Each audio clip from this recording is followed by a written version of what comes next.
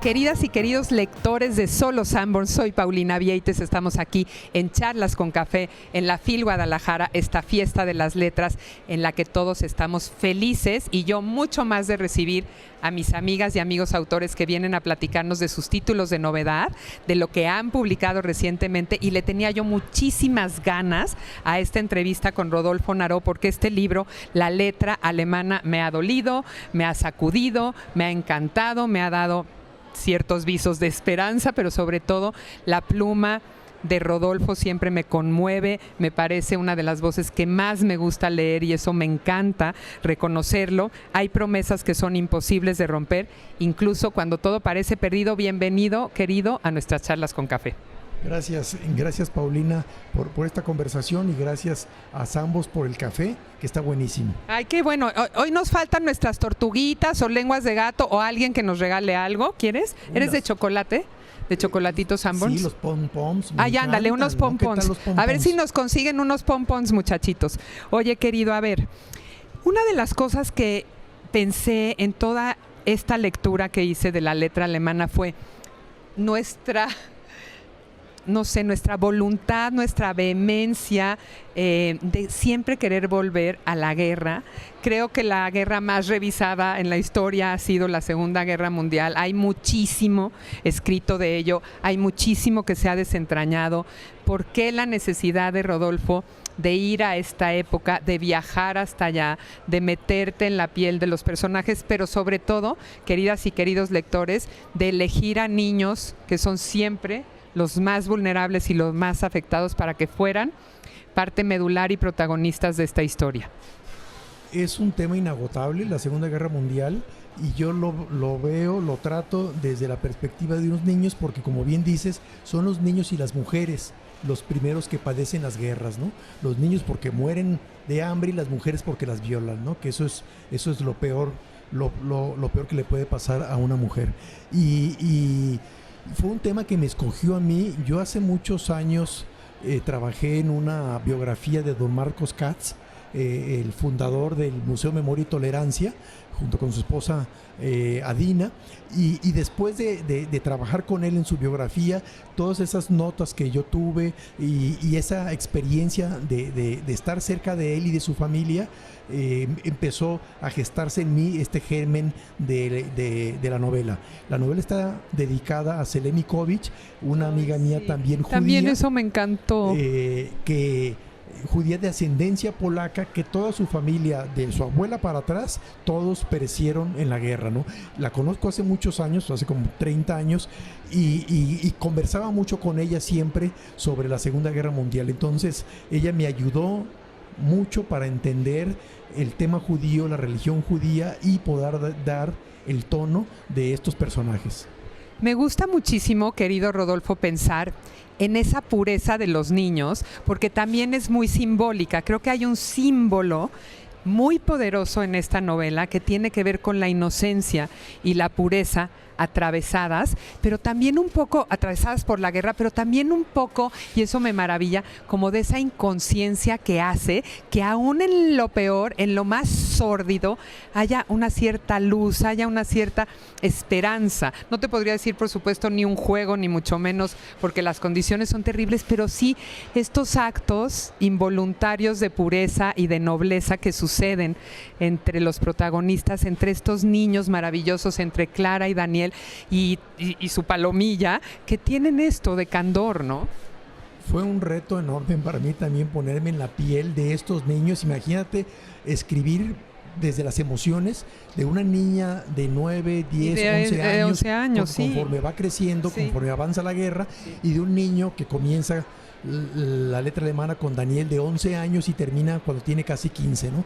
Y la palomilla de amigos que son de las mismas edades, ¿no? Cómo ellos tienen que crecer y madurar a esa edad para poder soportar la guerra, ¿no? Pero, como bien lo dices, pues siempre hay un toque de candidez en la infancia, aún dentro del horror de la pérdida, de la muerte, del hambre y de la tortura, que es lo que viven los personajes, ¿no? Porque a Daniel, vaya, que padece este personaje, ¿no? Y los guetos y Varsovia y todo lo que se va quedando de huellas, querido Rodolfo, que subsisten, que persisten hasta hoy en la memoria colectiva, pero que ahí en ese momento quizás la gente, esa es otra cosa que me gustó mucho, quizás la gente no, o sea, que está ahí, querido, como nosotros en esta violencia en México, o sea, sabes que existe, que lo estás viviendo, lo estás sufriendo en carne propia, pero no como con esta observación y esta distancia, ¿cierto? Y esto me parece muy peculiar de la novela, porque nos implica, pero también a la vez como lectores estamos pudiendo revisar ese momento a distancia, ¿no? Y entonces te vulnera, te duele, pero lo vives también ahí, ¿no? Y sí, lo observas. La novela la cuento a través de la mirada de Clara, que cuenta la historia cuando ella ya es una mujer adulta, cuando ella es un personaje, cuando es abuela, es un personaje que recojo de Un corazón para Eva, es la abuela de Eva, y ahora cuento entonces la historia de ella. Y digamos, cuando empecé a escribir la novela yo decía, ¿desde qué punto de vista la voy a escribir? ¿A quién le está contando la historia? ¿Desde qué edad está contando la historia Clara? Entonces, poco a poco se me fueron abriendo estos caminos y dije yo, ok, la novela la está escribiendo Clara cuando es una abuela ya de 88 años de edad y le está contando la historia a su nieta Eva, de Un corazón para Eva, le está contando la historia de su primer amor, que es este primer amor infantil que todos tenemos también, de Clara con Daniel. ¿Puede vivir la idealización en un contexto tan trágico? ¿Puede vivir esa pulsión amorosa en algo que se transforma, digamos, de idealización a la conciencia de esa realidad? Pues eso es lo que nos ayuda a sobrevivir, ¿no? Ya lo no vimos, hay de otra. Ya lo mencionando otras historias de guerra, ya lo vimos en esta película La vida es bella. Ay, la vida es bella. La ilusión sí. Es terrible. Es brutal, también, es crudísima, es dolorosísima, sí, pero es a la vez bellísima. Pero hay una cosa de fantasía alrededor del padre con el hijo, para que pueda sobrevivir el hijo. Así entonces, estos personajes, por ejemplo, Daniel tiene que inventarse en el transcurso de la novela, que no les quiero decir por qué, porque spoileo, pero Daniel se hace un gran mentiroso. Profesional. Porque tiene que inventarse, después del horror que vive, porque él sí padece el campo de concentración de Buchenwald a los 12 años de edad, y después de eso tiene que inventarse cosas, inventarse otra vida o otras realidades para poder sobrevivir y seguir adelante, ¿no? La letra alemana, que es inevitable y que quiero que nos expliques, esta combinación de la SZ o de la SS o de, si me acuerdo bien, querido, y un poco esa elección del porqué, que a mí me parecía también el poder de la palabra, justo que ahorita estás diciendo esto, ¿no? De reinventar un mundo a través de la posibilidad no solo de introyectarlo y asumirlo, pero también de expresarlo, y cómo nuestras memorias nos pueden jugar buenas o malas pasadas, ¿no? Domesticamos o no la memoria discierne o no, se nos aparece de pronto, ¿no? Como esto es, o la recomponemos para que no nos duela, ¿no? Creo que también eso es valioso de ser contado y mirado. Sí. Empiezo por la historia de la letra, del título. La letra. ¿Te comiste alemana, tu pompón? Sí. Que además se nos queda un poquito en la boca, sí, entonces no podemos hablar. Entonces el otro tiene que... Uno empieza a salivar con el chocolate, sí, ¿no? Sí. Salivamos mucho más. La letra alemana, que me llamó la atención porque es una letra que solamente existe en el idioma alemán, como la ñ para nosotros en el español, que es como una B grande, como una B de burro grande, que no se pronuncia como B. Nosotros la vemos y podemos... Y la ves B, pero se pronuncia como S. Es un sonido largo, que en polaco, los polacos, esta letra alemana la suplen por una S y una Z juntos, ¿no? Y se pronuncia como una S.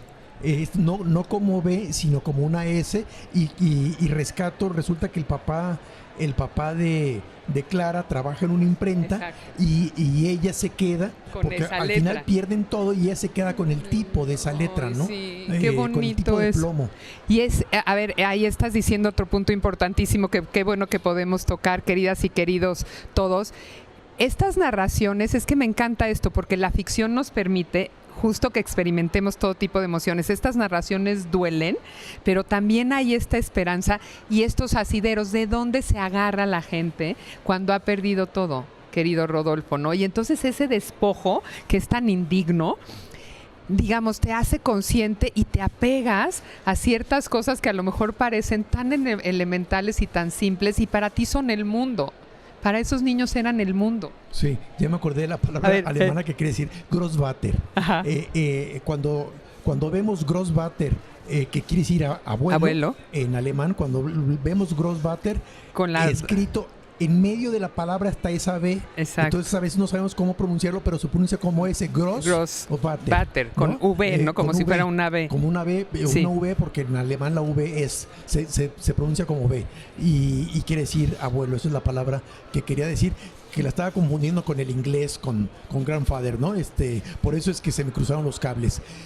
Los personajes se aferran a la familia, es lo único que hace que los personajes sobrevivan y el círculo familiar, que los judíos, cuando empecé a escribir la novela me di cuenta que tienen mucho es como la familia mexicana, son familias muégano como somos las familias mexicanas, ¿no? Y son familias... Hay una lealtad, además, en el seno judío, brutal. Y una lealtad con los viejos también. Increíble. Se protegen a los abuelos, a las abuelas. Los honran. Que viene en la historia de la familia de Clara, es Clara, papá, mamá y sus dos abuelas, exactamente, ¿no? Que van cargando con las dos abuelas para arriba y para todos abajo, lados en toda la novela.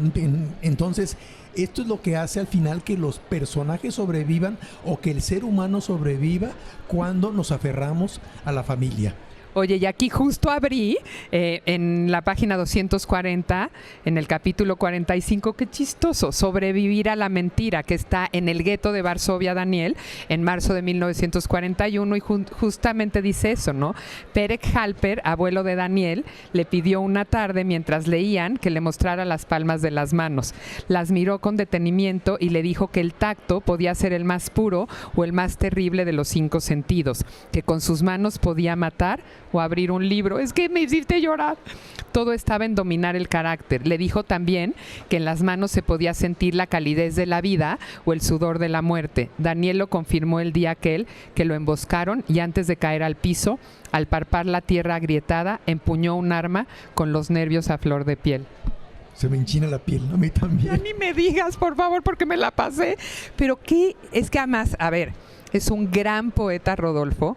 Yo admiro muchísimo su poesía y tenemos que rescatar toda la poesía de Rodolfo, pero sobre todo que se impregna esta letra poética que él tiene en estas palabras, en esta ficción y en esta narrativa. Y me haces llorar y nos haces llorar a todos y me haces alegrarme con pasajes. Pero qué bonito que abrimos justo hablando de los abuelos, ¿no? Porque es esas palabras sabias que a veces no sabemos escuchar y que cuando ya no están recuerdas con tantísimo apego y amor.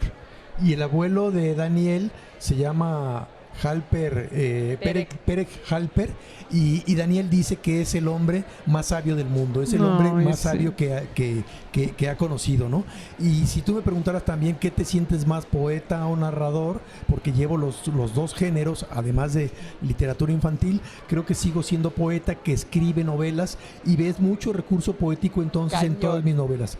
Es algo que me sigue. Me gustaría adoptar eso si me das permiso, ser yo también una poeta que escribe novelas. Claro, porque encantado. Además no he podido hacer la novela 2 de Elena, que tú la conoces bien. Sí. Y sí es verdad, o sea, ahí te lleva en el corazón siempre los versos, ¿no? El ritmo, tienes muchísimo ritmo, ¿no? La pausa, la palabra, el silencio, el importantísimo silencio en la poesía. Hoy abrí justo en esta narración, mi abuela Java y yo caminamos por la calle Smosca Smoxa hacia el sur, y yo creía que daríamos la vuelta en Leszno hasta llegar al final, donde el gueto cerraba con la gran sinagoga, el templo más hermoso y magnífico de toda Polonia, y que los nazis dinamitarían el 16 de mayo de 1943, un templo que no se ha reconstruido. Yo creí que iríamos ahí, pero no.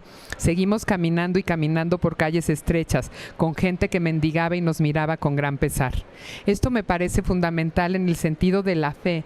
¿Qué tanto, querido, estos pesos de las religiones, de la fe, son armas y escudos para sobrellevarlo, o qué tanto son consuelo de los afligidos y refugio quizás para los que ni siquiera estaban metidos tan religiosamente y acaban por reconocer que tiene que haber algo más divino, o para condenarse y preguntar por qué, o para refugiarse en la idea de Dios? La novela tiene mucho recurso también de la religión judía, que me di cuenta cuando empecé a escribir la novela que no sabía nada de los judíos. Yo, que soy de pueblo, que soy de Tequila. Aquí, de esta tierra, de Tequila, Jalisco. Acá mero. Y católico, pues tuve que meterme de lleno en las costumbres judías, en el rezo judío, en el Sabbat, en todas estas idiosincrasia de los judíos, para poder dar el tono, porque yo sé que es una novela que va a llegar a muchas manos de judíos y de judías, y que pudieran sentirse identificados también con los personajes. Y ahora este pasaje que leíste, mencionaste varias calles del gueto. A las lectoras, los lectores, los llevo de la mano por las calles del gueto de Varsovia, porque la novela también, en el fondo, es un homenaje a Varsovia. Estuve en Varsovia el año pasado. Me encanta Varsovia, yo también lo conozco. Estuve un mes allá haciendo scouting para la novela. Fui a las sinagogas, fui a los restos del gueto, estuve hablando con judíos sobrevivientes, y para poder dar el tono también y sentir la atmósfera, el frío que envuelve a estas ciudades, ¿no? Entonces, porque yo quería hacer un homenaje a la ciudad de Varsovia también, que fue una ciudad que resistió tanto y que los nazis eliminaron por completo del mapa, la dinamitaron por completo, y sin embargo los polacos reconstruyeron la ciudad, la reconstruyeron tal cual. Tú vas al casco antiguo, bueno, ya fuiste, vas al casco antiguo de la ciudad y caminas por calles que tienen 500 años o más, y no, son edificios que se reconstruyeron tal cual, por dentro y por fuera, además con los mismos pátina el mismo lujo interior, la misma mampostería, quise decir, tal cual como era la ciudad. Esa es la gran voluntad del pueblo polaco, ¿no? Entonces, por eso quise hacer un homenaje a la ciudad de Varsovia, y además me encantó. Querido, es que estás diciendo, para cerrar, algo que me encanta. Digamos, la ciudad herida, la sociedad fragmentada, los niños atravesados por esta guerra, y sin embargo hay algo que nos hace que la vida siga. Hay una fuerza vital que impulsa a seguir adelante, a reconstruir, a renovar, a no rendirse, ya que aquello que nos hizo tanto daño tenga también una capacidad de exorcizarse a través de la credibilidad, y no de la credibilidad, de la voluntad, y de que la belleza también subsiste, la naturaleza encuentra sus caminos, la vida sigue. Es el amor. Es el amor. Es el amor, mientras nos sigamos el amor a la tierra. Mientras nos sigamos enamorando, mientras dos se besen, como dijo Octavio Paz, sí, habrá esperanza, ¿no? Y estos dos, ¡ay, qué historia! Además. Y estos dos, que es una primera historia de amor de una niña de 13 años y un niño de 11 y de 13.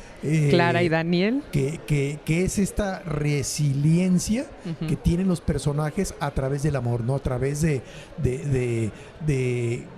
saberse necesario uno para el otro para poder sobrevivir. Sí. Totalmente. Gracias, querido Rodolfo Naró. Me encanta conversar contigo. La letra alemana está ya en todos los ambos del país. Además, por supuesto, tiene la gran historia con H, y esta historia tan íntima, tan cercana, tan esperanzadora. Gracias siempre por venir a estas charlas con café. Quiero que me traigas más poesía ahora. Gracias. La próxima vuelta va a ser con poesía. Pues te felicito, querido. Gracias por estar aquí. Un aplauso, por favor, a Rodolfo Naró. Que se escuche. Estamos en Sanborns, en la casa de todos los mexicanos. Gracias por estar acompañándonos en estas charlas con café de la FIL Guadalajara. Esto va calentando en este día de hoy con, por supuesto, autores excepcionales como Rodolfo. Gracias por estar aquí. Gracias a ustedes.